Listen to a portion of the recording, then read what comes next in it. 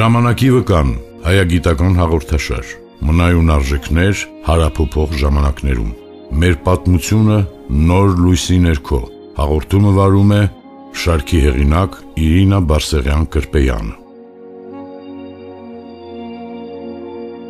Սիրիահայ Սալբին ճանաչում եմ դեռ ուսանողական տարիներից։ 80-ական թվականների կեսերին միասին սովորում էինք Երևանի պետական համալսարանի պատմության ֆակուլտետում։ Ավարտելուց հետո նրանից լուրջ չունեի։ Սոցիալական ցանցերից մեկի միջոցով իրար գտանք եւ հանդիպեցինք Երևանում 2014 թվականի ամռանը։ Ի ուրախություն ինձ պարզեցի, որ տեղափոխվել է Երևան։ Ավելին, Գերդաստանի մի քանի ընտանիքներով հաստատվել են Երևանում։ Սալբին բնակվել է տարբեր երկրներում։ Սիրիայում, Հոլանդիայում եւ որպես լավագույն վայր աշխարհիս երեսին համարում է Հայաստանը։ Գտնում է, որ մեզ մոտ ավելի ապահով է, քան Եվրոպայում եւ չի հավատում Սփյուռքում հայապահպանության արդյունավետությանը։ Չնայած որ ինքն էլ աշխատանքի բերումով քարոզել է հայապահպանության կարեւորությունը։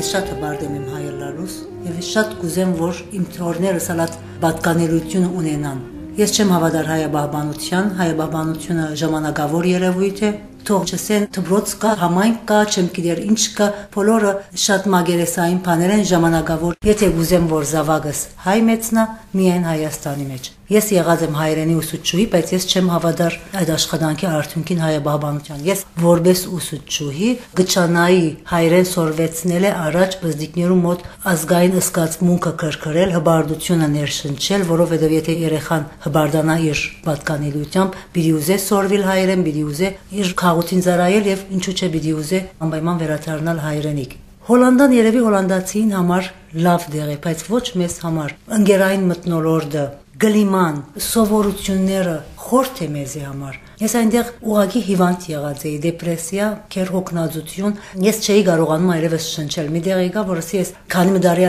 մնամ այդտեղ իսկապես կմեռնեմ։ Չեք պատկերացնում, դարին 12 ամիս համարյա աշուն է։ Շարունակ անցրև, շարունակ ամբողջ ինքնաբերաբար դեպրեսիայի մեջ կմտնես, կդխրիս, որքան էլ աշխատանք ունենաս նյութական վիճակը լավ, բայց արևի չկոյությունը արդեն քեզ ջնշում է։ Բացի այդկե այո, միգուցե հացը բեդությունը գնեդե թիմացը թեգուզ աշխատանք չունենաս, ընկերային լավ օրենքներ, լավ պայմաններ կան։ Ինչպես որ եկեղեցին գսե ոչ միայն հացիվ գեցե, այլ նաև բանիվ կամ հոգեգան սնունդ է պետք։ Իսկ այնտեղ հոգեգան սնունդը չի գա։ Մշակութային կյանքի հետ քայլ բահելը նյութական մեծ միջոցներու հետ կապված խնդիր է։ Ես 25 տարի ապրելով Հոլանդա մեկ անգամ կացել եմ օպերա, որովհետև օպերան մայրաքաղաքն է, իմ դունես ամենայն թեպս քոնե իմ դունես շատ հեռու է, փոխադրամիջոցով պետք է երթամ 2 ժամ եւ ճամփորդությունը եւ դոմսի ահավոր սուղությունը, այս բաները երբեմն մենք գմորնանք։ Ես չէի ասի, որ Եվրոպա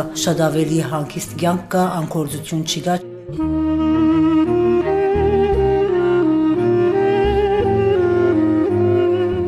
Սալբիի մայրը Արմենուհի Փելավճյանը ծնողներից բազմիցս լսած պատմություններով վերստեղծում է ցեղասպանությունից մազապուրս նախնիների գաղթի ճանապարհներին կրած տառապանքները։ Պանկացած ադենին բաբիկս հարուստ է եղել տրամունի քրբանը, ուրեմն ահակին երախաներ 4 տղա, 4 աղջիկ ասանք։ 2 ադը 3 ադը շատ բզդի է, էշմը գվարցի, էշում խուրչին մեջ գտնե 2 կողմերը եւ գերտան։ Տեղերին հասնել են վերջ, ամեն որ գջամփորտեն արդեն հասնել են վերջը 3 ադը բանգը դակություն գունենա եւ սիրդենին ծմերուկ կուզե։ Ծմերուկ ադենը չէ հիմա, ուրդեն միտմտում եմ արդը, դակություններու մեջ կայրին գոր։ 2 ադը գմերնի մամայիս քրոջը։ Իսկ մամաս կմնա, մամասալ բաբիկը կերտա հոս հոնգը փնդրե, ասան քնտակի բես, բստիկ նոր ելած ծմերուկ մը գտնե, թեր մեջը գանանչ ինքը գանանչ։ Դառնե կփերը հազիվ ասի գդեսնի ծմերու դակություններու մեջ կայրի գոր, բանի բես գեղևով ամեն ինչով գլպեզինքը ադիգլ նամե մնալ գսե մամաս արտնցերեմ նախքին ուժս հավաքերեմ գսե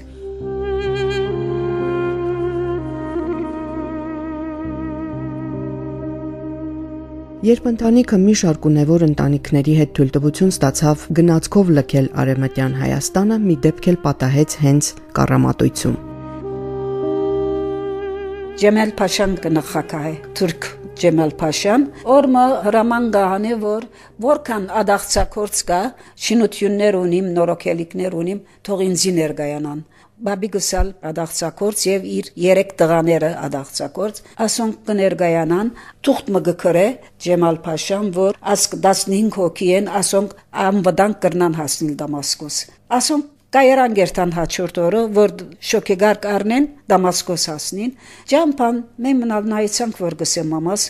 սև հակուստ հակած փիլոնով ասանք դեր այրիբես եկավ գսեմ բաբայիս բաներ մպսպսած բաբաս սա որ գսեմ մեր թիվը հայտնի է մենք ինչպես բահենք սա որ գսե ասպզդիկ երախան վերարգույս տագը գտնեմ ես իր դեղը գնստիմ իրավալ գսե անան գրավ զիս գսե մամաս իր վերարգույն դագը բահեց կամած մգծկվեցա դագը գսե վերարգույն անանգով մենք Ջամփորտեցինք հասան Կայարան գսե ասկասը ցերկը խավազան մգսե քուլուխը քլխար ծև փիլոնով գսե մենք մնալ դեսանք որ հազիվ շոկեգարկը գեցավ ինքը բարիչավ գսե աները ուիտ եղավ ուր կնած չկիցանք գսե ալ քախնի լրդեսություն մգներգոր չեմ գիտի ասկանը մի մամաս պատմեց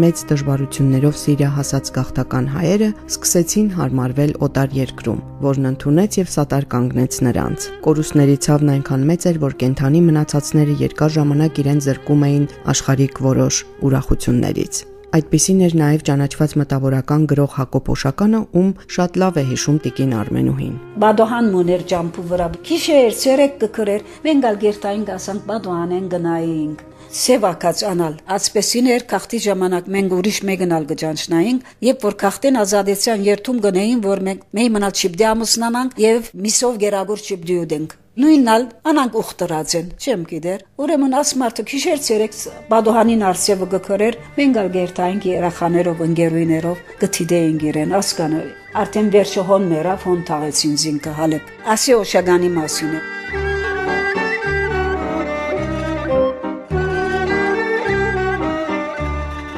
1915-ից 16 թվականներին Կիլիկիայի հայերը, որոնք հայոց ցեղասպանության հետևանքով ապաստան էին գտել արաբական երկրներում, Թուրքիայի պարտությունից հետո սկսեցին վերադառնալ հայրենիք։ Ըստ դաշնակիցների միջև 1916 թվականին կայացած համաձայնության Կիլիկիան մտնում էր Ֆրանսիայի ազդեցության գոտու մեջ։ 1919 թվականին Կիլիկիայում ապրում էր 120-ից 130 հազար հայ, իսկ 1920 թվականին 160 հազար։ Սակայն Կիլիկիայում տեղաբաշխված ֆրանսիական զորքերը հեռացան Մարաշից անսպասելիորեն անպաշտպան թողնելով հայ բնակչությանը։ Տեղերում պահպանված թուրքական իշխանությունները եւ զինված մահմեդականները հարձակվում են հայերի վրա եւ 1920 թվականի հունվարին 20 օրվա ընթացքում Մարաշում սպանում 11000 հայ։ Մնացածները հարկադրված փախչում են Սիրիա։ Մամայիս կողմը մարասցի էր, բաբաս քիլիսցի էր։ Մարասցիները 14-ին քաղտի ադեն գոքանգոր Սուրիա 18-ին ֆրանսացին գհրամայեկ որ որ IQ ունի դունդեղ ունի ազատ է գրնակալ դիրանալ իր գալվածներուն ամենն ալ գերտանգոր բայց մամայիս Կերտաստանը երբ որ գդեղավորվին IQ-ներուն բաներուն դեր գլան ֆրանսացին ցույն ոդկին գսե բայդը թաղիկ կամեց դուրս ելավ առանց լուրի հազիվ անոնք ելան գսե մամաս թուրքը նորեն չարթանեց գսե նորեն քաղթանեց գսե ուրեմն այդ օրը ահակին մարաշցի որքան բավական մամայիս Կերտաստանը ամեն քաղտին ցույնը գսե ասանք մարդու հասագով դեղացերը ասոն ացույնի մեջը խեղտվերեն բնավ մեկ հատ չի ազատած ջամփան կալուադեն մեկ հոգի միայն հանաստեղծ մներ ինքը քրող էր Հաջի Հոսեփ գսեինք անալ Երուսաղեմ կացերը ազատվերը ժառանգավորած դեղավորվերը եւ քիրք կրեր դեվական անալ ճիշտ ասանք ոչ ամուսնացեր էր ոչ ալ միսկուդեր ամեն փետրվար ամիսը հadouk մարաշի չարտը գդոնեին ապրիլ 24-ին զատ ապրիլ 24-ը ընդանորին էր ասի հadouk մարաշի չարտը գդոնեին եւ մադաղ գնեին ժողովրդին եկեղեցին մեջ կփաժնեին ամեն դարի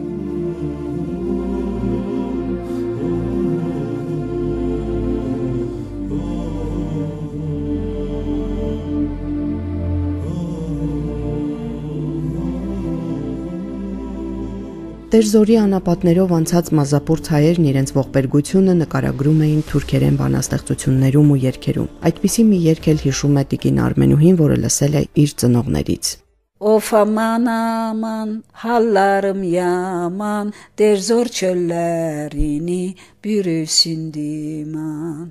Of aman gide bir tekere dayandım. Dayandıkça birden geri uyandım. Vatanım için ben ciğerden oldum. Dini bir ağrıma giden Ermeni. Հայրենիքի համար գսե ջիգերներես եղավ, զավակներես եղավ գսե, անեց կուդագոր, մեղք եղավ կացող հայերուն, մահացողներուն գսե գոր, դերզորի չոլերը, անաբատները գսե, սևամծած կե։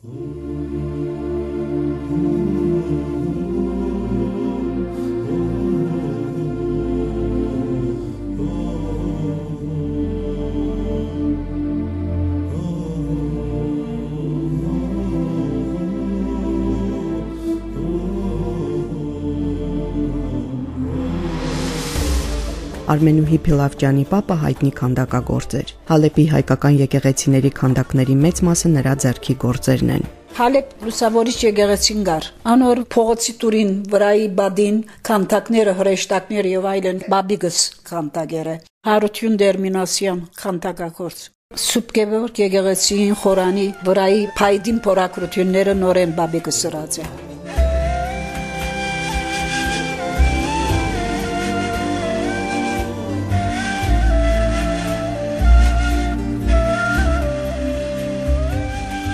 Արմենուհի Փիլավջյանն իրեն շատ լավ է զգում Հայաստանում։ Ուրախ է, որ վերջապես հայրենիքում են հաստատվել։ Համոզված է, որ եթե աշխատանքի խնդիրը չլինի, Գերդաստանն ամբողջությամբ կտեղափոխվի Հայաստան։ Փառք Աստծո։ Համով ամեն գոմ հայերեն խոսող ազատություն, հոն մեր ջահիլները գարշտևերով չէին գնար բդդիլ արաբին մեջը։ Փոս ազատությունը Եվրոպայեն ավելի Փառք Աստծո, լավ ենք, եթե կորձերնին դեղալա, միան չեմ գիտեր, Քերթաստանը ամենը պիտի կա, եթե քիչ մկորձ ունենան, անկորձություն է, աշխատանքը շատ քիչ է։ Մանգուց օրորոցին մեջ արդեն գբորային ախայրենի գսելով, ազատանգախ հայրենիք կուզենք, 600 տարի է գործընծուցեր էինք մեր թակավորությունը, մեր հայրենիքը։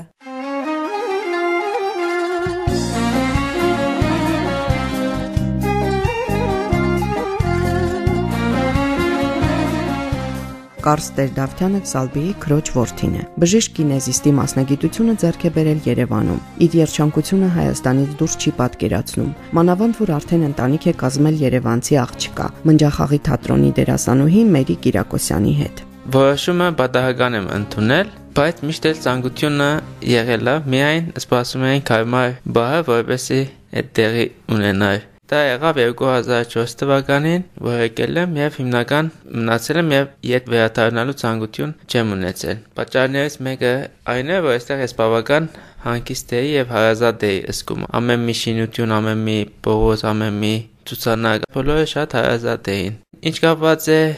սոցիալական կամ ընկերային գոմում, սկզբում մի քիչ շատ նեղ է եղել իմ շրջապատը, ու ես կարողացել եմ այդ նեղ շրջապատում շփվելով բավականին հանգիստ լինել, չեմ փորձել շատ ընդլայնել, որովհետև այդ բանը ինձ է պետք։ Իսկ այսօրվա պահով արդեն շատ բան է փոխվել, դե մարդիկ են մի քիչ ավելի մտածելակերպով փոխվել, իրենց աշխարհայացքն է մի քիչ ավելի ընդլայնվել, ընդհանրապես արտասահմանից եկողներու հետ, դե մանավանդ հայերու, իրենց վերաբերմունք բավական լավացել է։ Կարող է Սիրիայի վերջի դեպքերը ունեցել է դրական կողմը, բայց միջև այդ արդեն զգացել եմ։ Հայրենիքը ցանկացած կարգավիճակում լինի այդ բոլոր քաղաքական այդ բաժանումների հետ ենթարկված, մենք իրավունք չունենք իրան դերակնահատել։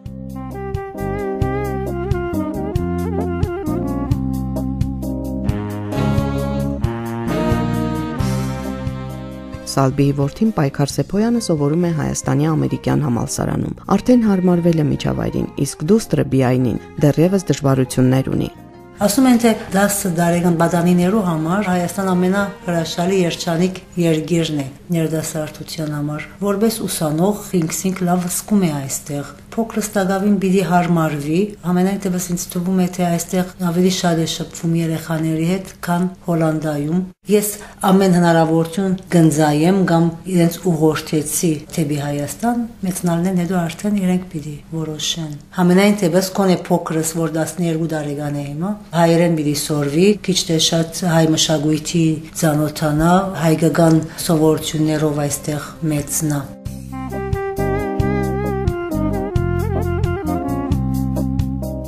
Բիայնին 14 տարեկան է։ Երբ Հոլանդիայից եկան, հայերեն լավ չէր խոսում։ Հիմա լրացուցիչ պարապում է, որպեսզի լեզվին տիրապետի։ Ես սովորում եմ Անանյա Շիրակացի ջեմարանում, 7-րդ դասարան։ Շատ ընկերասեր են այնտեղ եւ շատ հաճելի, արդեն ընկերներ եմ ձեռք բերել։ Հոլանդիայից ենք եկել, Հայաստանում ենք օգոստոսից։ Ես այցելել եմ շատ լանկարաններ եւ Արինվերցը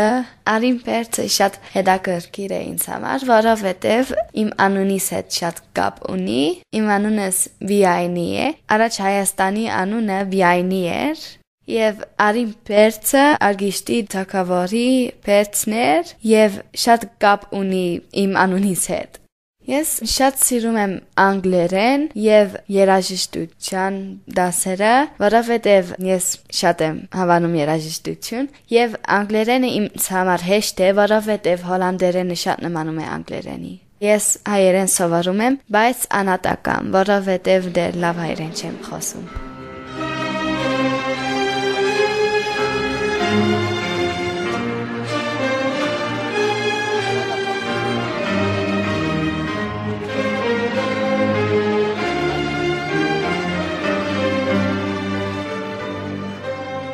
Երազում է երգչուհի դառնալ ու հայերեն երգեր երգել։ Երևան դարձած իմ Երևունի դու մեր նոր դահարի մեր նորանի մեր փոքրիկ հողի Դու մեծ երազանք, մեր ծառեգահարոտ, մեր ծառեհենազանք, Երևան դարձած, իմ Երևունի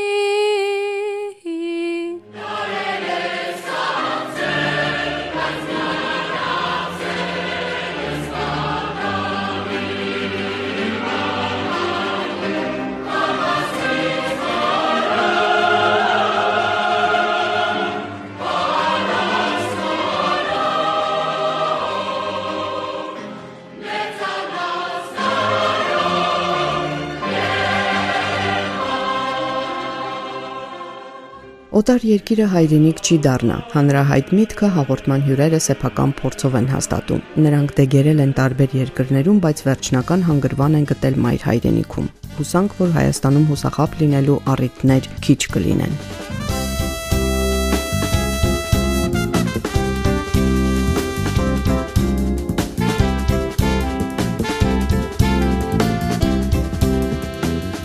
Ավարտվեց ժամանակի վկան հաղորդաշարի հերթական թողարկումը։ Հաղորդումը պատրաստեց եւ արեց Իրինա Բարսեղյան-Կրպեյանը։ Հետևեք ժամանակի վկան հաղորդաշարի ընթացքին եւ ժամանակակիցների վկայություններից կատարեք անհրաժեշտ հետեւություններ։